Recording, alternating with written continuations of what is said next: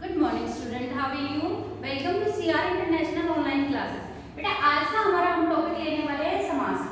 समास क्या है, इसका प्रयोग हिंदी व्याकरण में क्यों किया जाता है, ये इस टॉपिक के बारे में आज हम बात करेंगे। ठीक है, देखो समास का अर्थ होता है, पहले तो हमें समास का अर्थ नहीं समझना होगा।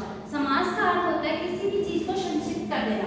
संक्षिप्त का अर्थ होता है संक्षिप्त का अर्थ होता है किसी चीज को छोटा करके लिखना, या फिर मैं कहूंगी कि वन वर्ड में लिख देना। ऐसे लिख देना वन वर्ड में। ठीक है, संक्षिप्त कर देना किसी बात को। हम कोई चीज, कोई एक वाक्य है और उस वाक्य को हम वन वर्ड में अगर लिख रहे हैं तो वहां पर हमारे समास के कुछ नियमों के माध्यम से हम ये करेंगे। ठीक है, समास का विलोम होगा व्यास। समास का विलोम क्या होगा बेटा? व्यास। देखो व्यास का अर्थ होता है फैलाव। व्यास का अर्थ क्या होता है? फैलाव। किसी बात को हम फैली हुई कोई सेंटेंस है या फिर कोई वाक्य है, उसको हमने संक्षिप्त कर दिया, इकट्ठा कर दिया किसमें? वन वर्ड में। जैसे कि क्या होता है कि जेब को काटने वाला, उसको हमने एक सेंटेंस था, उसको हमने क्या किसमें प्रयोग किया? जेब कतरा। जेब को काटने वाले को हमने किस शब्द में लिखा? जेब कतरा। अष्टबाहु, 8 भुजाएं हैं जिसकी, उसको हमने क्या कहा? अष्टबाहु। ठीक है, तो इस तरीके से कोई भी एक सेंटेंस होता है उसको संक्षिप्त करके लिखते हैं, वो ही क्या होता है? समास होता है। ठीक है, समास का हमें कई बहुत सी ऐसी पुस्तकें हम देखने को मिलती है जिसमें समास का विलोम लिखा होता है विग्रह। देखो बेटा, विग्रह का अर्थ होता है किसी चीज को टुकड़ों में तोड़कर एकत्रित कर देना। बट यहाँ किसी चीज को तोड़ा नहीं जा रहा है, किसी चीज को फैलाया जा रहा है। किसी चीज को या तो संक्षिप्त किया जा रहा है समास के रूप में, या फिर उसके विलोम में कहूँ तो उस चीज का क्या किया जा रहा है? फैलाव किया जा रहा है। तो समास का कभी भी विलोम शब्द या विपरीत शब्द कभी भी विग्रह नहीं होता। ये जहाँ भी जिस भी पुस्तक में लिखा होता है वो गलत लिखा होता है। समास का विलोम क्या होता है? समास का विलोम हमेशा व्यास होता है। देखो अब इतना तो हमें समझ में आ गया कि समास में हम क्या कर रहे हैं? किसी भी सेंटेंस को वन वर्ड में लिख रहे हैं। ऐसा सेम हमारे हिंदी व्याकरण में शब्द भंडार में हमारा एक टॉपिक है वाक्यांश के लिए एक शब्द। वाक्यांश के लिए एक शब्द में भी हम सेम चीजें कर रहे हैं। किसी भी एक सेंटेंस को वन वर्ड में लिख रहे हैं। जैसे कि कहते हैं भगवान को मानने वाला नास्तिक, भगवान को नहीं मानने वाला नास्तिक, जो भूमि उपजाऊ है उर्वर। इस तरीके से वहां भी बेटा वहां भी सेम चीज की जा रही है। यहाँ जिन शब्दों पे या जिस वाक्य को एकत्रित करते वक्त वहां समास के नियम लागू नहीं हुए, वहां तो उन शब्दों को हमने कहाँ रख दिया?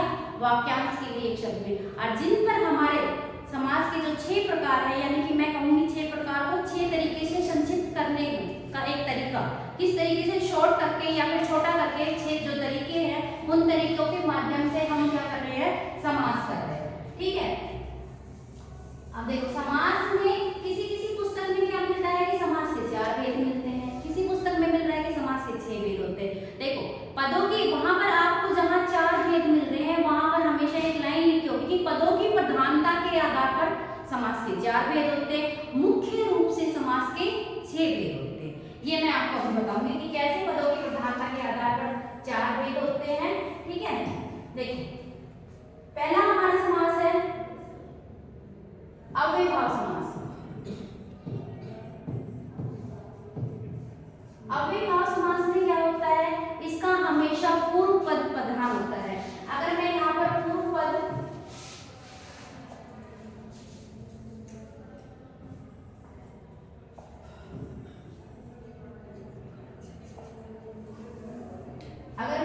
पूर्व पद लिखती हूँ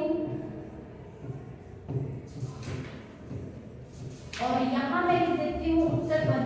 पूर्व का अर्थ होता है पहले, उत्तर का अर्थ होता है बाद में। यानी कि जिस समास का पूर्व पद प्रधान होता है, किसी का उत्तर पद प्रधान होता है, यानी कि किसी का पहला पद प्रधान होता है, किसी का दूसरा पद प्रधान होता है। जो हमारा अव्ययभाव समास है, इसका हमारा पूर्व पद प्रधान है, यानी कि इसमें पहला शब्द क्या होगा? अव्यय होगा, उपसर्ग होगा, और उस शब्द में वो ही प्रधान होता है। अव्ययभाव समास में हमारा पूर्व पद प्रधान होता है। फिर आता है हमारा तत्पुरुष समास। तत्पुरुष समास इसका भी क्या हो रहा है? हमारा उत्तर पद प्रधान होता है तत्पुरुष समास में। तत्पुरुष समास के अलावा हमारा कर्मधारय समास,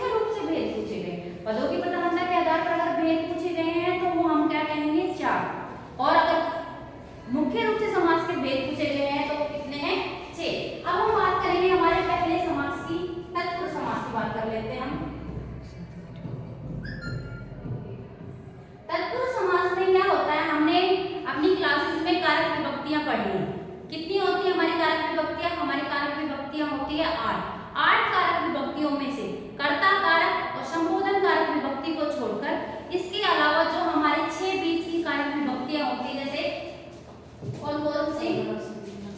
कर्म, कर्ण, संप्रदान, अपादान, संबंध,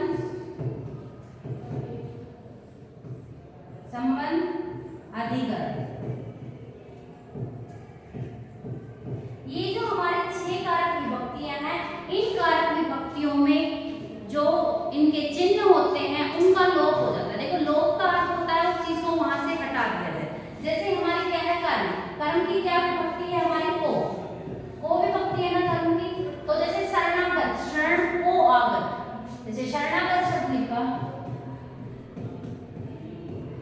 शरणागत। अब इसका अगर हम व्यास करते हैं, अगर इस शब्द को अगर हम फैलाते हैं, इसका व्यास करते हैं तो क्या हो जाएगा? शरण को आगत।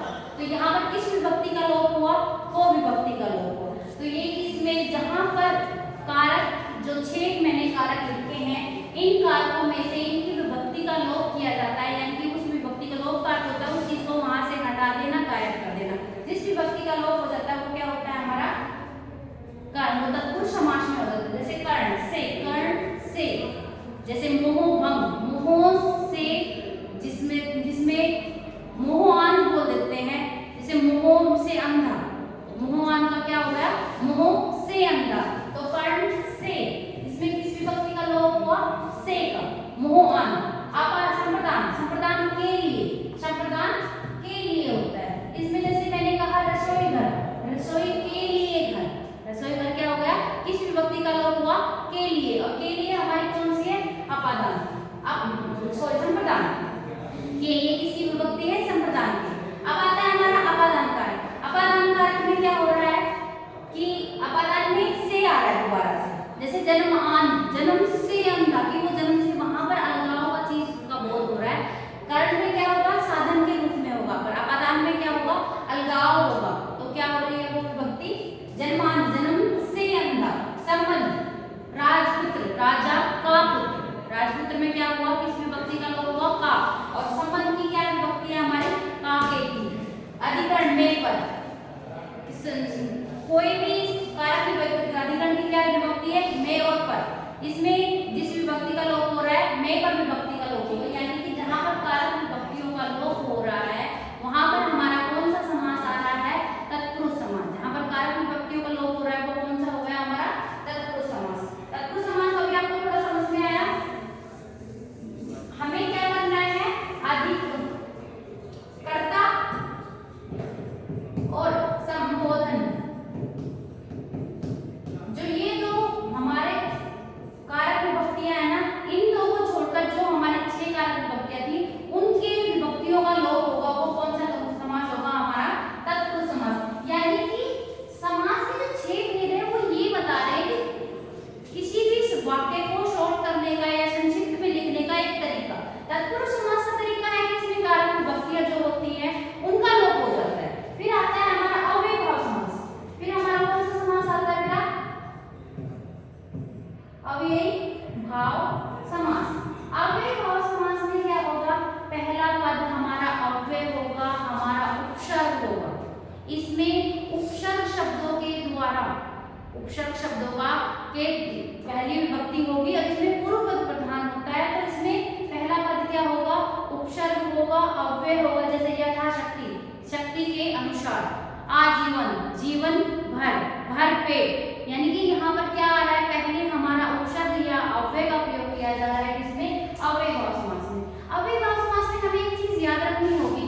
कई बार कुछ ऐसे एग्जाम्पल हमारे पास आ जाते हैं जिसमें अव्ययभाव समास का एग्जाम्पल है या फिर वो कर्मधारय का एग्जाम्पल है। ये हमारा वाक्य हमें निर्धारित करेगा। जैसे कि एक शब्द है हमारा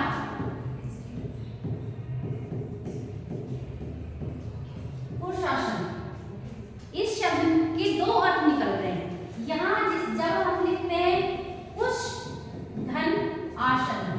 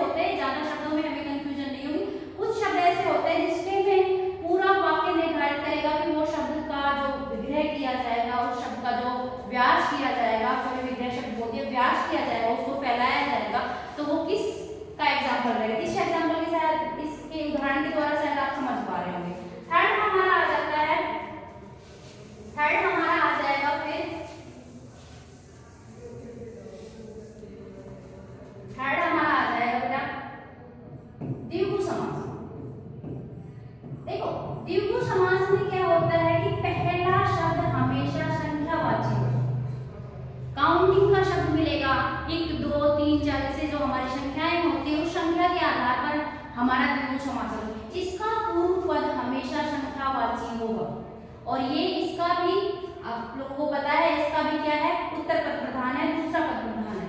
द्विगु समास में जैसे कि मैं कह देती हूँ चौराहा, 4 राहों का समाहार है, जहाँ 4 क्या है, संख्यावाची शब्द है, फिर संख्यावाची शब्द के साथ एक मूल शब्द जुड़ा हुआ है, ठीक है। अष्टाध्याय, अष्ट अध्यायों का समाहार है। ऐसे अष्टाध्याय को अगर मैं सही मायने में कहूँ तो वो बहुब्रीहि समास में रखा जाएगा, द्विगु समास में वो नहीं चल जाएगा, क्योंकि अष्टाध्याय जो पुस्तक है वो विशेष पुस्तक है। विशेष पुस्तक का जब बोध होता है तो वो एग्जाम्पल हमारा किसमें चला जाता है, बहुब्रीहि समास में। नवरात्र को भी अगर आप कहें तो पहला शब्द संख्यावाची है, बट नवरात्र को भी नौ रातों का समाहार होने के बावजूद वो बहुब्रीहि में जाएगा। त्रिनेत्र, 3 नेत्र जिसके हैं वो भी संख्यावाची शब्द है, बट त्रिनेत्र का अर्थ क्या आ रहा है, शिव आ रहा है, ठीक है। अब आप इतना समझ पा रहे हैं, तो द्विगु समास में हमारा ये है। आगे है हमारा बेटा द्वंद्व समास। देखो द्वंद्व समास में क्या होता है कि दो चीजें समान होंगी, क्योंकि द्वंद्व समास का पूर्व पद और उत्तर पद दोनों ही समान है। यहाँ पर जो हमारे समुच्चय बोधक शब्द होते हैं जैसे और, तथा, अथवा इत्यादि, इन तरीके के शब्दों का प्रयोग किया जाता है। द्वंद्व समास के भी अगर मैं कहूँ तो 3 प्रकार होते हैं, इतरेतर समास, वैकल्पिक समास, समावर्ती समास। तो इसमें भी द्वंद्व समास में क्या किया जा रहा है, जहाँ दो समान वस्तुओं के बीच में हमारे समुच्चय बोधक जो शब्द होते हैं या फिर मैं कहूँ योजक शब्द जो होते हैं उन शब्दों का प्रयोग किया जाता है, जैसे कि माता और पिता, माता और पिता। अगर मैं यहाँ पर हमारे इस योजक शब्द का लोप करके योजक चिन्ह का प्रयोग कर देती हूँ माता पिता, तो बेटा ये यहाँ पे किस चीज को हटाया गया है, और कोई, और क्या है, हमारा योजक शब्द है, समुच्चय बोधक शब्द है, ठीक है। इसके बाद हमारा आ जाता है बेटा अब बहुव्रीहि समास। इसके बाद आएगा हमारा बहुव्रीहि समास। बहुव्रीहि समास में क्या होता है बेटा, ये समास का ना तो पूर्व पद प्रधान होता है ना ही उत्तर पद प्रधान होता है, ठीक है। जैसे लंबोदर, लंबा है उदर, यानी लंबा और उदर दो चीज है। लंबोदर कौन किसको कहा जाता है, पेट किसका बड़ा है, गणेश जी का बड़ा है, ठीक है। और जैसे कि मैंने अभी बताया त्रिनेत्र, दशानन, ये जिस तरीके से हम ना तो हमारा पूर्व पद डिसाइड करेगा ना ही हमारा उत्तर पद डिसाइड करेगा, इसमें कोई तीसरा ही अर्थ जब हमारे सामने आता है तब हमारा क्या होता है, बहुव्रीहि समास होता है। इन सभी समास के माध्यम से हमने क्या सीखा है कि किसी चीज को कैसे संक्षिप्त करके लिखते हैं, वो हमारा क्या बता रहा है, हमें समास बता रहा है। तो समास में आप लोगों ने क्या सीखा है, किसी चीज को संक्षिप्त कर देना या फिर किसी चीज का व्यास कर देना, किसी चीज का फैलाव कर देना।